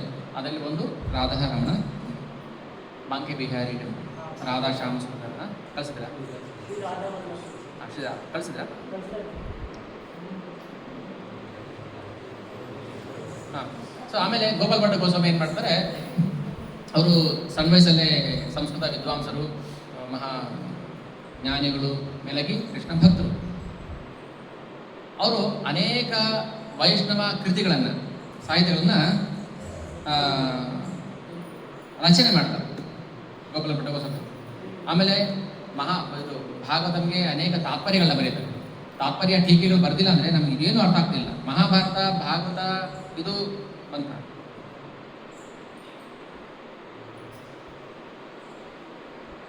ಕಲಿಸಿದ್ರ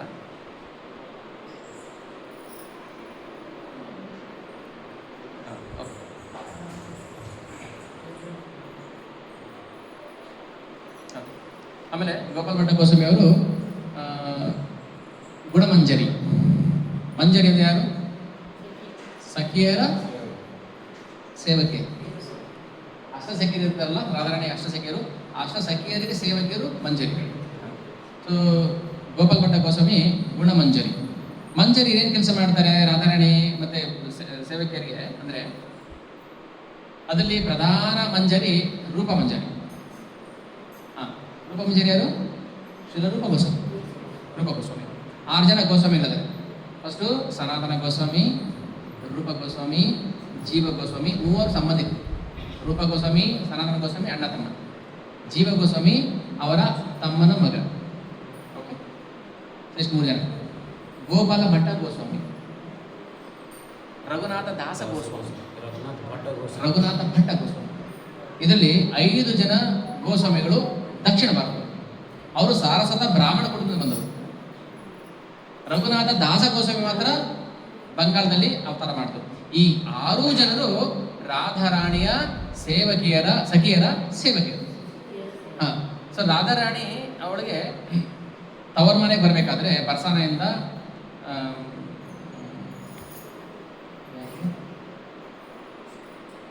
ಗಂಡನ ಮನೆಯಿಂದ ತವ್ರ ಮನೆಗೆ ಬರ್ತದೆ. ತವ್ರ ಮನೆ ಬರ್ಸಾನ, ಗಂಡನ ಮನೆ ಯಾವುದು? ಅಲ್ಲಿಂದ ಕರ್ಕೊಂಡು ಬರ್ಬೇಕಾದ್ರೆ ರಾಧಾರಾಣಿ ಅಣ್ಣ ಶ್ರೀರಾಮನ ಜೊತೆ ರಾಧಾರಾಣಿ ಸಖಿಯರು ಹೋಗಿರ್ತಾರೆ. ಅವ್ರ ಮನೆಗೆ ಕರ್ಕೊಂಡು ಬರ್ಬೇಕಾದ್ರೆ ಸಖಿಯರು ಹೋಗಿ ಕರ್ಕೊಂಡು ಬಂದು ಅವಳಿಗೆ ಏನು ಬೇಕು ಬೇಡಗಳನ್ನ ನೋಡ್ಕೊಳ್ತಾರಲ್ಲ, ರಾಧಾರಾಣಿಗೆ ಏನು ಬೇಕು ಬೇಡ ಸಖಿ ನೋಡ್ಕೊಳ್ತಿರ್ತಾರೆ. ಅಲ್ಲಿಂದ ಕರ್ಕೊಂಡು ಬಂದ ತಕ್ಷಣ ಆಷಾಢದಲ್ಲಿ ಕರ್ಕೊಂಡು ಹೋದಾಗ ಅಲ್ಲಿ ಒಂದು ಉತ್ಸವ ಮಾಡ್ತಾರೆ, ಜೂಲನ್. ಎಷ್ಟು ಚೆನ್ನಾಗಿ ಜೂಲನ್ ಏನು? ಉಯ್ಯಾಲೆ. ದೊಡ್ಡ ದೊಡ್ಡ ಕದಂಬ ಮರಗಳು, ವೃಂದಾವನದಲ್ಲಿ ದೊಡ್ಡ ದೊಡ್ಡ ಕದಂಬ ಮರಗಳಿಗೆ ಈ ಉಯ್ಯಾಲೆನ ಕಟ್ಟಿರ್ತಾರೆ. ಯಾಕಂದ್ರೆ ರಾಧಾರಾಣಿ ಅಲ್ಲಿ ಎಷ್ಟು ಹಿಂಸೆ ಪಟ್ಟಿರ್ತಾಳೆ ಗೊತ್ತಿಲ್ಲ. ಚಟಿಲೆ ಮನೆಯಲ್ಲಿ ತುಂಬಾ ನೋವು ಪಡ್ತಿರ್ತಾಳೆ ಅವಳು ಕೃಷ್ಣನ ವಿರಹದಲ್ಲಿ. ಸೊ ಇವ್ರೇನ್ ಮಾಡ್ತಾರೆ ಅಂದ್ರೆ, ಈ ಮಂಜರಿಯರು ರಾಧಾ ಕೃಷ್ಣರನ್ನ ಏಕಾಂತದಲ್ಲಿ ಭೇಟಿ ಮಾಡಿಸ್ತಾರೆ. ಭೇಟಿ ಮಾಡಿಸೋದ್ರಿಂದ ಅವ್ರಿಗೆ ಏನು ಆನಂದ ಆಗುತ್ತೆ ನೋಡಿ, ಆ ಆನಂದ ಕೋಟಿ ಆನಂದ ಮಂಜರಿಯರಿಗೆ ಆಗ್ತಿರ್ತಾರೆ. ಮಂಜರಿಯರಿಗೆ ಸಖಿಯರಿಗೆ ಮತ್ತು ಮಂಜರಿಯರಿಗೆ. ಅಂದರೆ ಭಗವಂತನ ಭಕ್ತರನ್ನ ಸೇರಿಸ್ತಾರಲ್ಲ, ಆ ಸೇರಿಸಿದಾಗ ಆನಂದ ಆಗುತ್ತಲ್ವ, ಈ ಆನಂದ ಇವರಿಗಾಗೋ ಆನಂದಕ್ಕಿಂತ ಕೋಟಿ ಪಟ್ಟು ಹೆಚ್ಚಾಗಿರುತ್ತೆ. ಅದು ಅವ್ರ ಸೇವೆ. ಯಾರ ಸೇವೆ? ರಾಧಾರಾಣಿಯ ಸೇವಕಿಯರು ಇರುತ್ತಲ್ಲ, ಅಷ್ಟಸಖಿ ಇರುತ್ತಲ್ಲ, ಆ ಅಷ್ಟಸಖಿಯರು ಮತ್ತೆ ಅವರ ಸೇವಕಿಯರು. ಆ ಸೇವಕಿಯರೇ 6 ಜನ ಗೋಸ್ವಾಮಿ. ಯಾರು ರಾಧಾರಾಣಿಯನ್ನ ತವ್ರ ಮನೆಯಿಂದ ಗಂಡನ ಮನೆ ತವ್ರ ಮನೆ ಕರ್ಕೊಂಡ್ಬರ್ತಾರಲ್ಲ, ಆ ಸಮಯದಲ್ಲಿ ಯಾರು ಹೋಗಿದ್ರು ರಾಧಾರಾಣಿ ಅಣ್ಣನ ಜೊತೆ, ಅವರೆಲ್ಲರೂ 6 ಜನ ಗೋಸ್ವಾಮಿಗಳು. ಸೊ 6 ಜನ ಗೋಸ್ವಾಮಿಗಳು ಯಾಕೆ ಬಂದರು? ಸ್ತ್ರೀಯರು. ದ್ವಾಪರದಲ್ಲಿ ಅವರು ಸ್ತ್ರೀಯರಾಗಿದ್ದರು, ಸಖಿಯರಾಗಿದ್ದರು. ಇವಾಗ ಯಾಕೆ ಪುರುಷರಾಗಿ ಬಂದರು? ಆಚಾರ್ಯರಾಗಿ.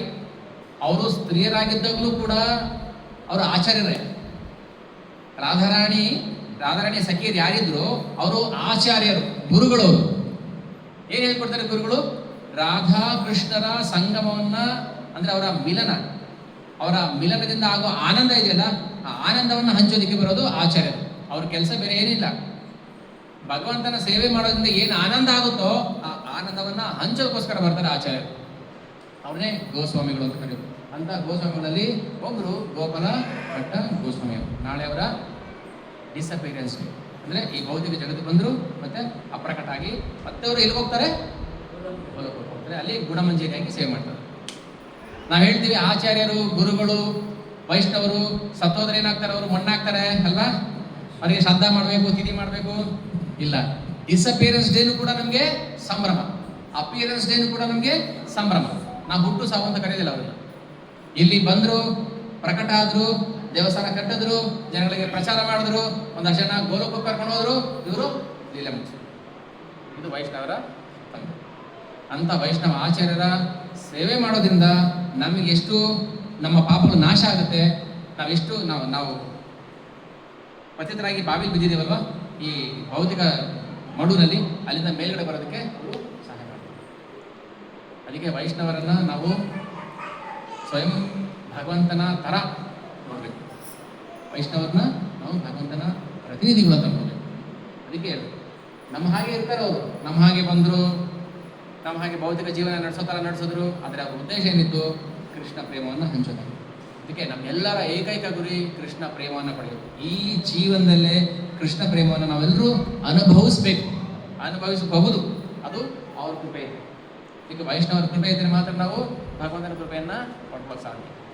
ಅದಕ್ಕೆ ನಾವು ಅವ್ರ ಬಗ್ಗೆ ಕಿಂಚಿತ್, ಯಾಕಂದ್ರೆ ಸಮಯ ನನಗೆ 0707 7 ಓಕೆ. ಆಮೇಲೆ ಇನ್ನೊಂದು ಅನೌನ್ಸ್ಮೆಂಟ್ ಇದೆ. ನೆಕ್ಸ್ಟು ಸೆಪ್ಟೆಂಬರ್ 4ನೇ ತಾರೀಕು ಏನಿದೆ? ಓಕೆ. ಸೊ ಇನ್ನು 1 ತಿಂಗಳಿದೆ ನಮಗೆ. ಇದು 4ನೇ ವರ್ಷ ನಾವು ಹೊಸಕೋಟೆಯಲ್ಲಿ ಜನ್ಮಾಷ್ಟಮಿ ಮಾಡ್ತಾ ಇರೋದು. ಅದಕ್ಕೆ ಮುಂಚೆ ಒಂದು ಕಡೆ ಬೇರೆ ಮಾಡಿದ್ವಿ.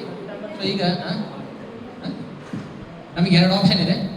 ಒಂದು, ಅವತ್ತಿನ ದಿನನೇ ಮಾಡಬೇಕು ಅಂದರೆ ಶುಕ್ರವಾರ ಆಗುತ್ತೆ. ಇಲ್ಲ ಅವತ್ತು ಬಿಗ್ ಡೇ ಇದೆ, ಸಂಡೇ ಮಾಡ್ಬೋದು ಅಂದರೆ ಸಂಡೇ 6ನೇ ತಾರೀಕು ನಾವು ಮಾಡ್ಬೋದು. ಬಟ್ ಅವತ್ತೇ ಮಾಡೋದು ಒಳ್ಳೇದು, ಶ್ರೇಷ್ಠ ಅಂತ ಅನ್ಸುತ್ತೆ. ಜನ್ಮಾಷ್ಟಮಿ ದಿನನೇ ಮಾಡೋದು ಒಳ್ಳೇದು. ಸೊ ನಾವು ಈಗಲಿಂದನೇ ನಮ್ಮ ವಾಲಂಟಿಯರ್ಸ್ ಏನಿದೆ ಪ್ರಿಪ್ರೇಷನ್, ಅದಕ್ಕೊಂದು ಟೀಮ್ ಫಾರ್ಮ್ ಮಾಡಿ, ಆ್ಯಸ್ ಯೂಶುವಲ್ ನಮ್ಗೆ ಏನು ಮಾಡಬೇಕು ಗೊತ್ತಿದೆ. ಜನ್ಮಾಷ್ಟಮಿ ಅಂದರೆ ಭಗವಂತ ಅವತ್ತು ಭೌತಿಕ ಜಗತ್ತಿಗೆ ಬಂದು ಪ್ರಕಟ ಆದ ದಿನ. ಕೃಷ್ಣ ತನ್ನ ಅಲೌಕಿಕ ಲೀಲೆಗಳನ್ನ ಮಾಡೋದಕ್ಕೋಸ್ಕರ ಈ ಭೌತಿಕ ಜಗತ್ತಿಗೆ ಬಂದ. ಸೊ ನಾವು ಅಂಥ ಸಂಭ್ರಮವನ್ನು, ಅಂಥ ಭಗವಂತನ ಅಲೌಕಿಕ ಅಪಿಯರೆನ್ಸ್ ಡೇ, ಪ್ರಕಟವಾದ ದಿನವನ್ನು ನಾವೆಲ್ಲರೂ ಸಂಭ್ರಮದಿಂದ ಆಚರಣೆ ಮಾಡಬೇಕು. ಈ ಹೊಸಕೋಟೆ ಏನಾದರೂ ವಿಭಿನ್ನವಾಗಿ ಏನಾದರೂ ಮಾಡೋಕ್ಕೆ ಸಾಧ್ಯ ಆಗುತ್ತಾ ಅದನ್ನು ಪ್ರಯತ್ನ ಮಾಡೋಣ. ಲಾಸ್ಟ್ ಟೈಮ್ ನಾವು 3 ವರ್ಷದ ಮಾಡಿ ಮನೆ ಹೋಗಿ ಎಲ್ರಿಗೂ ನಾವು ಪಾಂಪ್ಲೆಟ್ ಕೊಟ್ಟು ಅವ್ರನ್ನ ಇನ್ವೈಟ್ ಮಾಡಿದ್ವಿ. ಸೊ ಈ ಸಲನೂ ಚೌಲ್ಟ್ರಿ ಹೇಳಿ ಬಂದಿದ್ದೀವಿ. ಸೊ ಪ್ರತಿ ವರ್ಷ ನಾವು ಅದೇ ಚೌಲ್ಟ್ರಿ ಮಾಡ್ತಾ ಇದ್ದೀವಿ. ಭಗವಂತನ ಕೃಪೆಯಿಂದ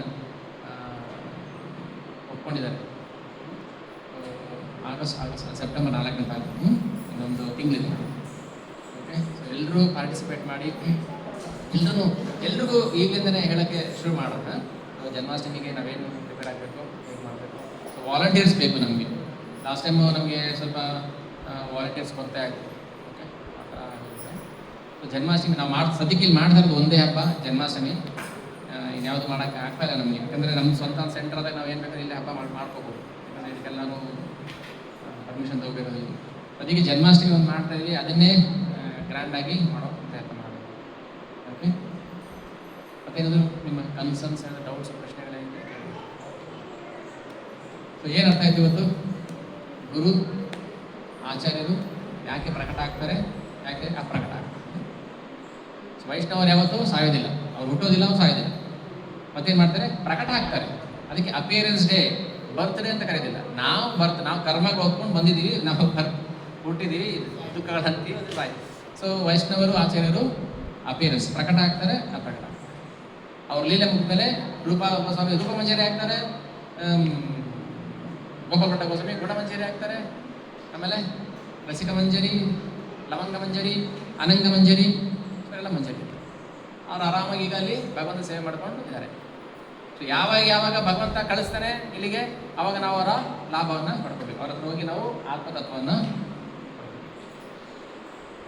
ಸಣ್ಣ ಬದಲಾವಣೆ, ನಮ್ಮ ಮನೇಲಿ ಏನು ಮಾಡ್ತಿದೀವೋ ಆ ಸಣ್ಣ ಬದಲಾವಣೆ ನಮ್ಮನ್ನ ಭಗವಂತ ಹತ್ರ ಕರ್ಕೊಂಡು, ನಾವು ಒಂದು ಹೆಜ್ಜೆ ಹೋದ್ರೆ ಭಗವಂತ 100 ಹೆಜ್ಜೆ ಮುಂದೆ ಬರ್ತಾನೆ.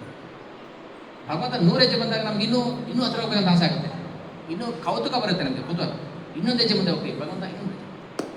ಸೊ ಇದೆಲ್ಲ ನಾವೇನು ಮಾಡ್ತಾ ಇದೀವಿ? ಒಂದು ಸಣ್ಣ ಹೆಜ್ಜೆ ಭಗವಂತನ ಹತ್ರ ಹೋಗೋದಕ್ಕೆ ಪ್ರಾಮಾಣಿಕವಾಗಿರ್ಬೇಕು. ಓಕೆ, ಸೊ ಇದು ವೈಷ್ಣವ ಕ್ಯಾಲೆಂಡರ್ಲಿ ಅದು ಪ್ರತಿ ಡೀಟೇಲ್ಸ್ ಇರುತ್ತೆ, ಪೇರೆಂಟ್ಸ್ ಡೀಟೇಲ್ಸ್ ಇರುತ್ತೆ. ಓಕೆ, ಸೊ ಇದೆಲ್ಲ ಚೈತನ್ಯ ಚರಿತಾಮೃತದಲ್ಲಿದೆ.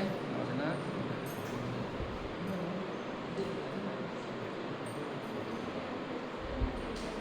ಆಮೇಲೆ ಗೋಪಾಲಭಟ್ಟ ಗೋಸ್ವಾಮಿಯವರ ದೀಕ್ಷಾ ಗುರುಗಳು Srinivasa Acharya. Sripada Gopalabhatta Goswami was very learned, trained in Pancharatra, coming in the learn family of Venkayya Bhatta ಅಂತ ಹೇಳಿದ್ರು, Venkaiah Bhatta. in the Sri Vaishnava line. He wrote many books including Shat Sandarbha Karika. Shat Sandarbha ಬರೆದಿದ್ದು ಜೀವ ಗೋಸ್ವಾಮಿಯವರು. ಜೀವ ಗೋಸ್ವಾಮಿಯವರು ಬರೆದಿರುವಂತಹ ಗ್ರಂಥಗಳಿಗೆ ಇವರು ಟೀಕೆ ಅಂದರೆ ಅದನ್ನು ಕಮೆಂಟ್ರಿ, ಅದಕ್ಕೆ ತಾತ್ಪರ್ಯಗಳು ಬರೀತಾರೆ. ಓಕೆ,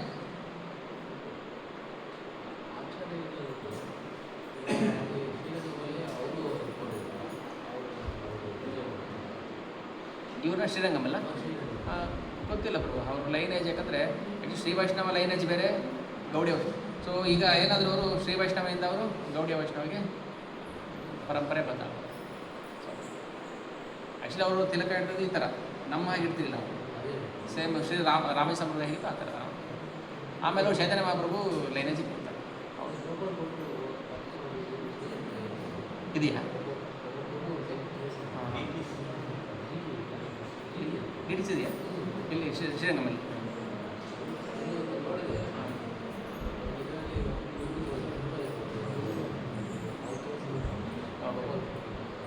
ಗೋಸ್ವಾಮಿದೇ ಡಿ ಟಿ ಇದೆಯಾ ನಿಜ? ಅದು ನಾನು ನೋಡಿಲ್ಲ, ಬಟ್ ಶ್ರೀರಂಗಮಲ್ಲಿ ಮಹಾಪ್ರಭು ಡಿ ಟಿ ಇದೆ. ಏನಂದರೆ ಮಹಾಪ್ರಭು ಏನು ಮಾಡಿದ್ರು, 3 ಸಂಪ್ರದಾಯ ಇದೆಯಲ್ಲ, ಶಂಕರಾಚಾರ್ಯ ಸಂಪ್ರದಾಯ, ರಾಮಾನುಜ ಸಂಪ್ರದಾಯ ಮತ್ತು ಮಾಧವ ಸಂಪ್ರದಾಯ. ಸೊ 3 ಸಂಪ್ರದಾಯದ ಪ್ರಮುಖ ತತ್ವಗಳನ್ನು ಸ್ವೀಕಾರ ಮಾಡ್ತಾರೆ. ಓಕೆ, ಸೊ ಈಗ ಸಮನ್ವಯ ಮಾಡಿ 3 ತತ್ವಗಳಿರುವಂಥ 3 ಸಂಪ್ರದಾಯದಲ್ಲಿರುವಂಥ ತತ್ವಗಳನ್ನ ತಗೊಂಡು ಚೈತನ್ಯ ಮಹಾಪ್ರಭು ಎಲ್ಲ ಸೇರಿಸಿ ಒಂದು ಸಾರಾಂಶ ಕೊಟ್ಟು, ಅವ್ರು ಹೇಳ್ತಾ ಇರೋದು ಭಗವಂತನ ಭಕ್ತಿ, ಇವ್ರು ಹೇಳ್ತಾರೆ ಭಗವಂತನ ಭಕ್ತಿ. ಅಲ್ಟಿಮೇಟ್ ಆಗಿ ಭಗವಂತನ ನಾಮದ ರೂಪದಲ್ಲಿ ಭಕ್ತಿ ಮಾಡಬೇಕು ಅಂತ ಹೇಳ್ತಾರೆ. ಈಗ ಭಕ್ತಿ ಮಾಡಿ ಅಂತ ಹೇಳ್ಬಿಟ್ರೆ ಹೆಂಗೆ ಭಕ್ತಿ ಮಾಡೋದು? ಈಗ ನಾನು ಏನು ಅನೌನ್ಸ್ ಮಾಡಿ ಎಲ್ಲರೂ ನಾಳೆಯಿಂದ ಭಕ್ತಿ ಮಾಡಿ ಅಂತ, ಆಗೇನಾಗುತ್ತೆ, ಒಬ್ಬೊಬ್ಬರು ಥರ ಮಾಡೋಕ್ಕೆ ಶುರು ಮಾಡ್ತಾರಲ್ವ. ಭಕ್ತಿ ಅನ್ನೋದು ಪದಕ್ಕೆ ಅರ್ಥ ಏನು ಬೇಕು ಇವಾಗ? ಸೊ ಅದಕ್ಕೆ ಈ ಗ್ರಂಥಗಳಿಗೆ ಕಮೆಂಟ್ರಿ ಬರೀತಾರೆ. ಹೀಗೆ ಅಂದರೆ ಪ್ರತಿಯೊಂದನ್ನು ಎಳೆ ಬಿಡಿಸಿ ಹೇಳ್ತಾರೆ. ಭಕ್ತಿ ಅಂದರೆ ಒಬ್ಬೊಬ್ರಿಗೊಂಥರ ಅರ್ಥ ಆಗೋದಲ್ಲ, ಒಬ್ಬೊಬ್ರಿಗೊಂಥರ ಅರ್ಥ ಏನಾಗುತ್ತೆ, ಅವರ ಸತ್ವಗುಣ ಇದ್ದವನು ಸತ್ವಗುಣ ಥರ ಯೋಚನೆ ಮಾಡ್ತಾನೆ, ರಜಗುಣ ಇದ್ದವನು ರಜಗುಣ ಥರ ಯೋಚನೆ ಮಾಡ್ತಾನೆ. ಸೊ ಅದರಿಂದ ನಾವು ಆಚಾರ್ಯರ ತಾತ್ಪರ್ಯಗಳನ್ನ ಯಾಕೆ ಮಾಡಬೇಕು?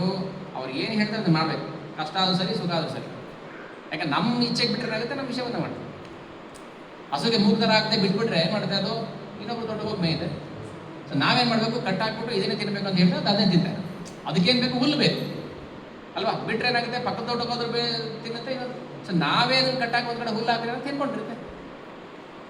ಅದಕ್ಕೆ ಎಷ್ಟು ಬೇಕು ಸ್ವತಂತ್ರ ಕೊಟ್ಬಿಟ್ಟು ಒಂದು 10 ಅಡಿ ಹಗ್ಗ ಕೊಟ್ಬಿಟ್ರೆ ಹುಲ್ಲು ಅಲ್ಲೇ ತಿಂತಾರೆ. ಸೊ ಹಾಗೆ ಆಚಾರ್ಯ ತಾತ್ಪರ್ಯಗಳನ್ನ ನಾವು ಯಾಕೆ ಆ್ಯಸ್ ಇಟ್ ಒಪ್ಕೋಬೇಕಾದ್ರೆ ನಮ್ಗೆ ಏನು ಬೇಕು ಎಲ್ಲ ಅಲ್ಲೇ ಸಿಗುತ್ತಲ್ಲ, ನಾವೇ ಅಲ್ಲಿ ಇಲ್ಲಿ ಹೋಗ್ಬೇಕು, ಅಪರಾಧ.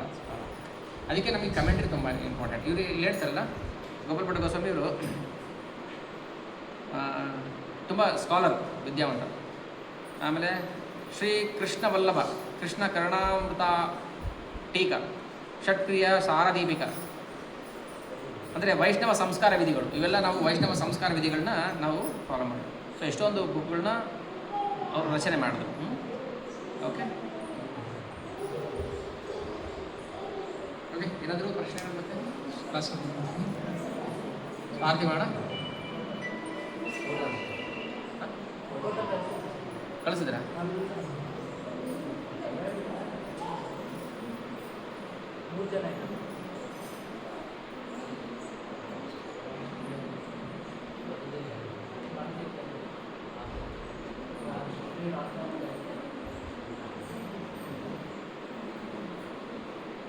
ಓಕೆ, ನೆಟ್ವರ್ಕ್ ಇಲ್ಲ. वाञ्छाकल्पतरुभ्यश्च कृपासिन्धुभ्यश्च पतितानां पावनेभ्यो वैष्णवेभ्यो नमो नमः. जगद्गुरु श्रील प्रभुपाद की जय, श्रील गोपाल भट्ट महाराज की जय.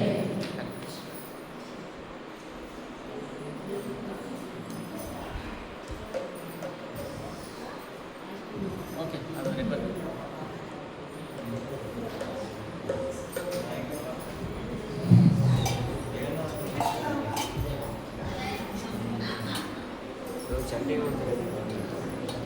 ಚಟ್ಟಿ ಏನು ಲೇಟ್ ಆಗೋದು.